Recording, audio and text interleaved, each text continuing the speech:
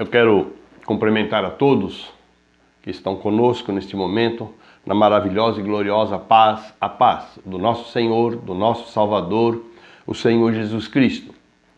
Queridos, hoje nós vamos abordar um assunto que é de fundamental importância, porque trata-se da libertação de uma vida, de uma alma que está nas trevas, que está perdida sob o domínio do inimigo das nossas almas.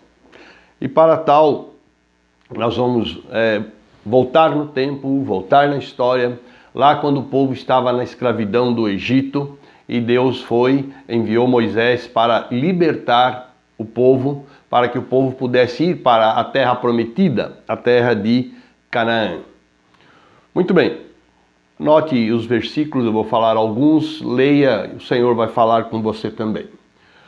O povo esteve 430 anos no Egito, sendo que os últimos 400 anos o povo hebreu esteve ali como escravo, sob o tacão, sob o domínio de Faraó, para construir as suas cidades fortes.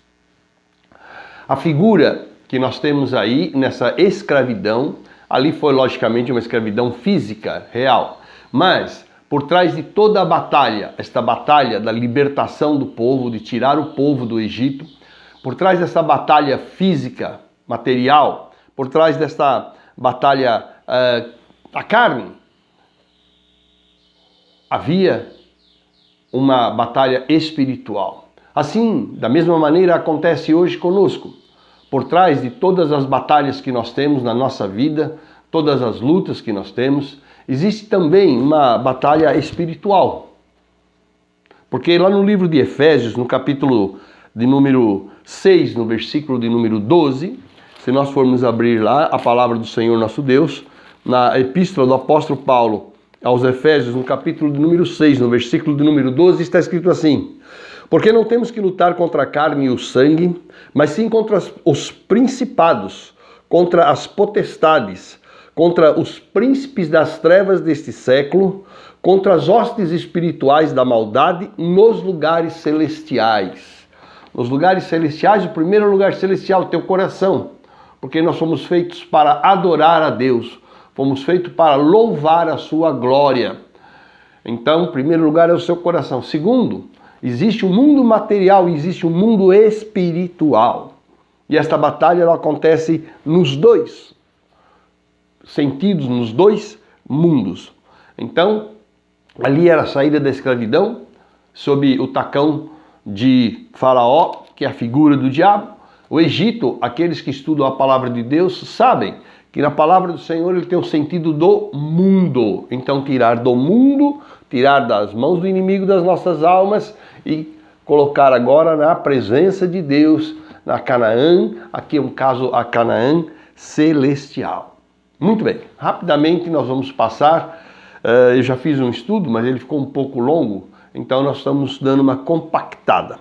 Tá? Em Êxodo, no capítulo 5, no versículo 1, Moisés se apresentou a Faraó junto com seu irmão Arão e levou aquilo que era a vontade de Deus para Faraó. Deixa ir o meu povo para que me celebre no deserto. Para que me celebre no deserto. Num momento Deus fala para que me celebre no deserto. Num outro momento ele vai falar para que me sirva no deserto. Para que me faça festa no deserto. Queridos, começou ali uma grande batalha. Como há ao redor das vidas que o inimigo mantém sob o controle dele, o inimigo das nossas almas, o diabo mantém sob o controle dele, há uma batalha para a libertação desta alma. Porque o Senhor Jesus veio para isso. Ele veio para nos libertar do jugo do pecado, do jugo da morte, da opressão. Nós vamos ver isso um pouquinho mais à frente. E o Senhor foi mandando aquelas pragas. Começou com a água se transformando em sangue, a praga das rãs, a praga dos piolhos. Depois nós tivemos a praga das moscas. E eu quero me deter um pouquinho ali na praga das moscas, que está no capítulo de número 8 do livro de Êxodo. Do livro de Êxodo. Onde já começou o Faraó a ceder, porque ele sempre dizia não, não, não, não e não, vocês não vão. Mas aqui Aconteceu com o faraó o mesmo que acontece. O diabo, o inimigo das nossas almas, tenta manter as almas, as vidas, sob o seu controle, sob o seu domínio. Mas Cristo veio nos libertar. Veio nos libertar.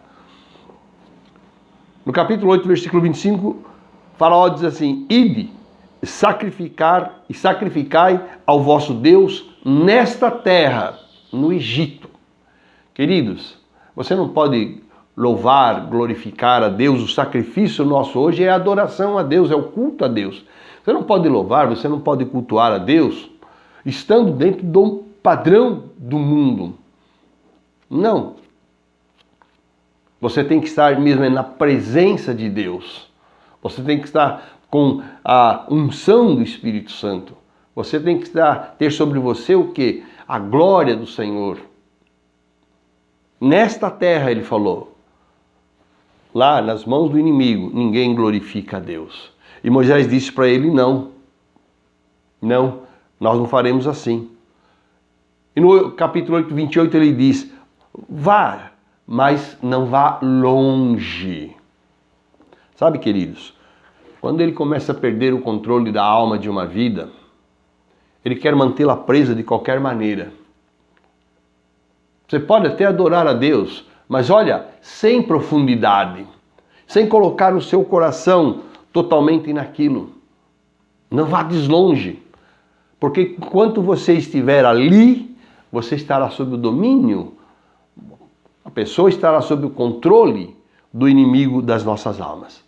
E em todos estes momentos nós vimos, ele falou, até falou em adorar ali, mas ele não cedeu, ele não deixou ir, porque ele não quer perder o controle da alma. Ele tenta manter a pessoa sob o seu domínio. Na sequência nós tivemos a praga das pestes, depois a praga das sarnas, e na praga da saraiva, a 7ª praga, nós vemos que ele começa a dizer: olha, eu vos deixarei ir, vocês não vão ficar mais aqui. Só que não deixou. Ele não deixou. Ele é mentiroso. Ele é enganador. O Senhor Jesus diz: ele mente desde o princípio e ele é o pai da mentira. Ele foi o primeiro a mentir, o que gerou a mentira. Muito bem. Agora, é importante, eu gostaria que você depois lesse calmamente todas estas pragas, esses momentos, e você vai ver que lá tem a expressão narrativa de tudo o que aconteceu nos detalhes. Na praga, a 8ª praga dos gafanhotos, né? Ele diz assim: olha, vão ao caminho de 3 dias adorar a Deus, mas vão só os homens. 3 dias. Por quê? Não pode ser naquela terra. Sabe por quê, querido? Luz e trevas não andam juntas. Na mesma velocidade que a luz entra, a trevas tem que sair.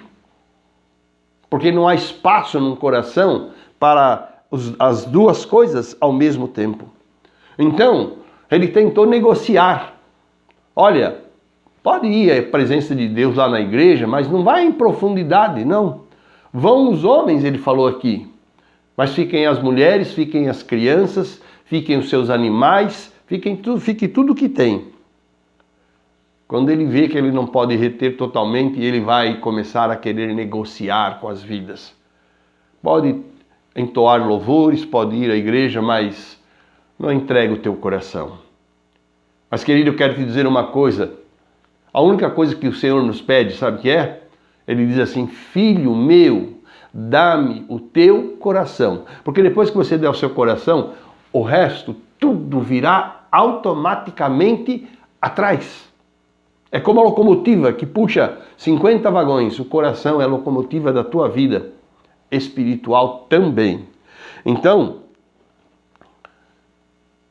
se eles fossem só os homens, eles iriam, mas o coração deles ficaria lá, com suas mulheres, com seus filhos, com as suas coisas. Eles estariam presos emocionalmente àquilo. Eles estariam presos emocionalmente àquilo. Amado, quem fica preso desta maneira, cedo ou tarde, vai voltar. cedo ou tarde vai voltar. E se o Filho nos libertar, verdadeiramente nós seremos livres. Eu quero te dizer uma coisa, não há negociação com o inimigo das nossas almas. Não há, porque ele já foi vencido e ele já foi derrotado pelo sangue de Cristo Jesus. E se o Senhor venceu, ele também nos dá a vitória. Então, a libertação de uma vida, de uma alma, ela tem que ser completa. Tem que deixar de ser morada do inimigo das nossas almas, para ser, como está escrito, vós sois o templo do Espírito Santo. Templo significa morada, querido. Templo significa morada. Eu faço as anotações para a gente poder seguir a ordem. Veio a nona treva, a nona praga, a praga das trevas. E não eram quaisquer trevas. Está escrito lá no livro de Êxodo, no capítulo 10, está escrito que eram trevas que se podia apalpar, que se podia pegar. Amados, quem está nas mãos do inimigo das nossas almas, feito de escravo, dominado por ele, sutilmente, ele está em trevas. Mas quem está na presença de Deus, quem é tomado, resgatado pelo Senhor, ele anda na luz. Ele anda na luz. O Evangelho de João, no capítulo 8, no versículo de número 12, ele diz assim, João 8, versículo de número 12. Veja o que está escrito. Jesus disse assim, eu sou a luz do mundo. Quem me segue não andará em trevas, mas terá a luz da vida. Então, vieram as trevas sobre o Egito. Mundo já no maligno, está escrito na palavra de Deus. Mas aquele que está no Senhor, ele anda na luz, porque Jesus Cristo diz, eu sou a luz do mundo.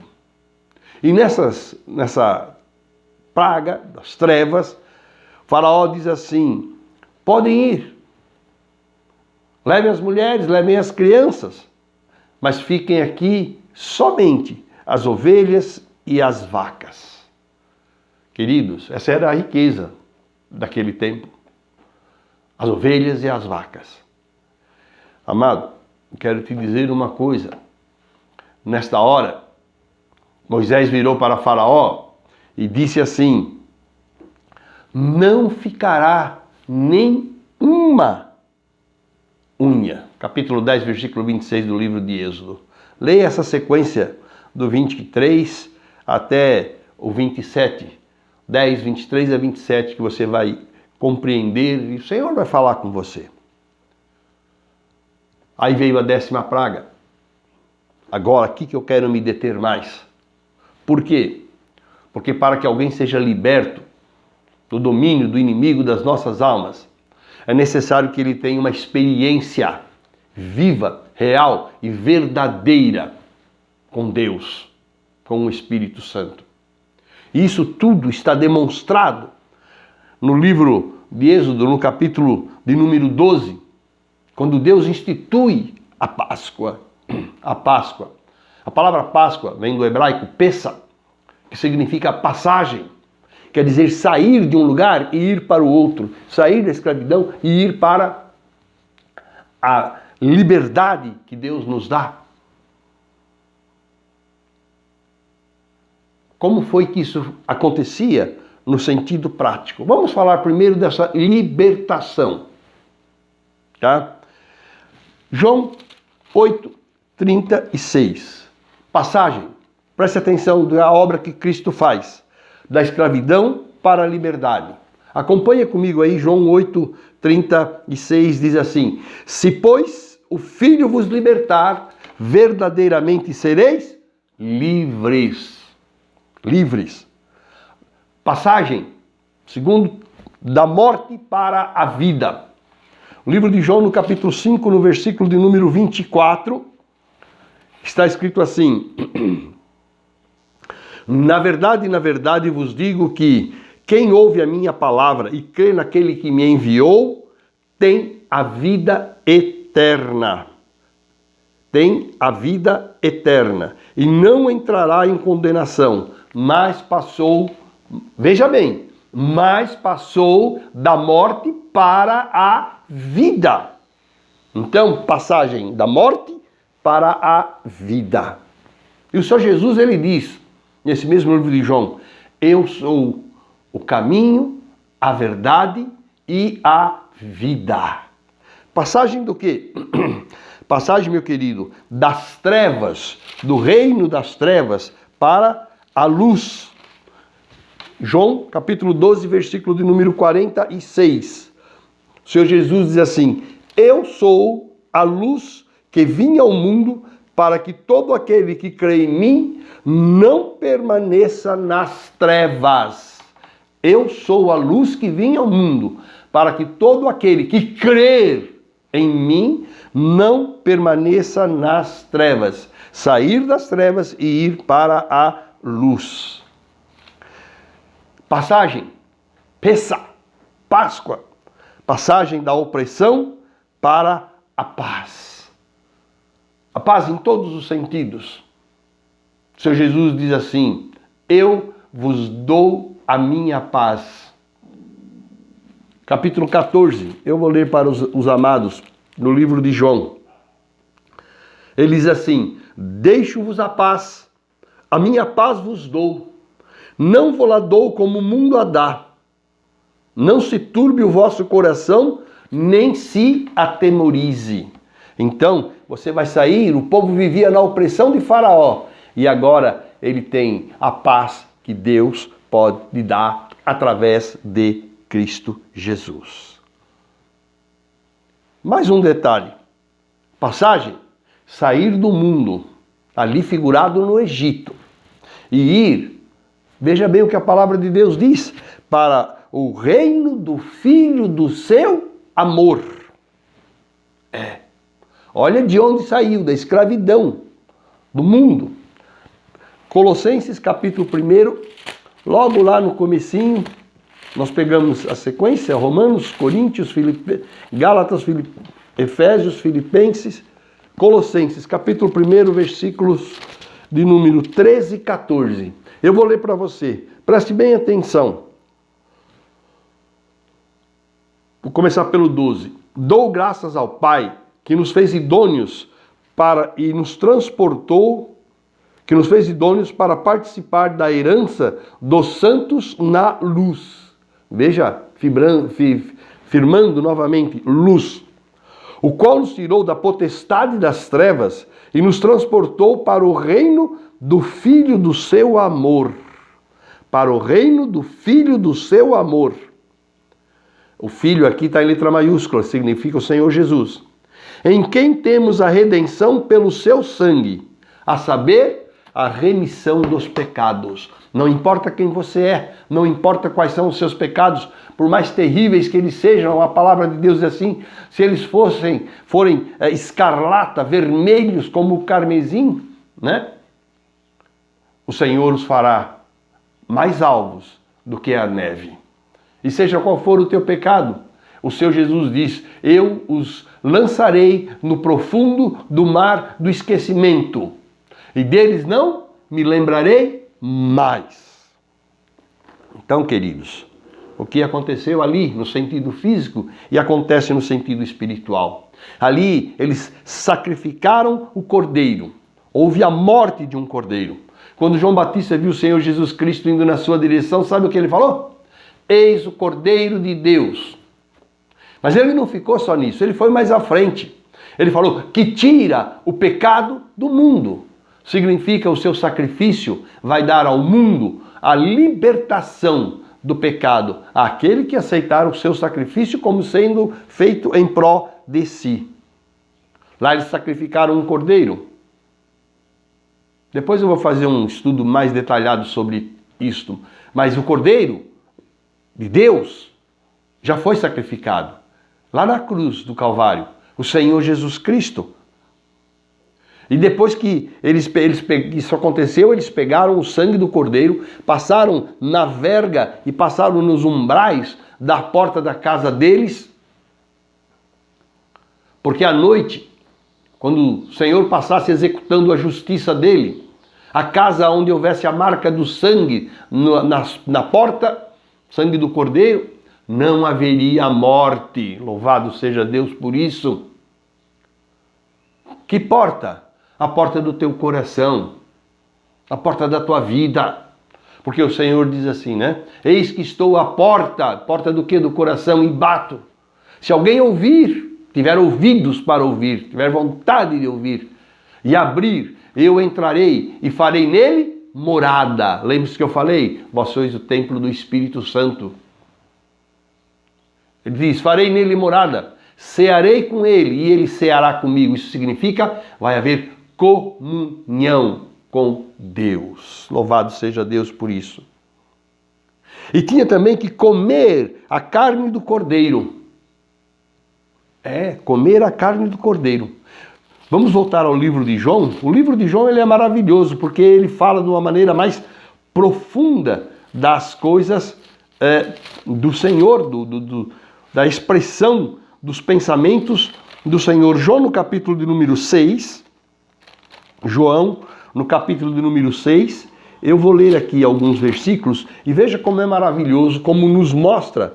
João 6, versículos 53 ao 56, diz assim, Jesus, pois, lhes disse, na verdade, presta atenção, vos digo que, se não comerdes a carne do Filho do Homem e não beberdes o seu sangue, não tereis vida em vós mesmos.